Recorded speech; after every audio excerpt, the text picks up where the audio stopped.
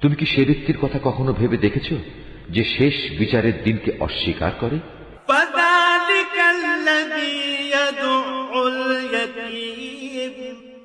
এ তো হচ্ছে সে ব্যক্তি যে নিরীহ এতিমকে গলা ধাক্কা দেয়।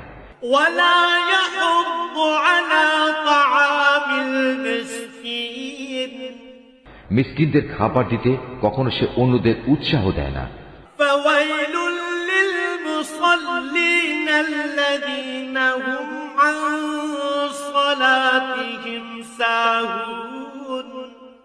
মর্মান্তিক দুর্ভোগ রয়েছে সেসব মুনাফেক নামাজির জন্য যারা নিজেদের নামাজে উদাসীন থাকে।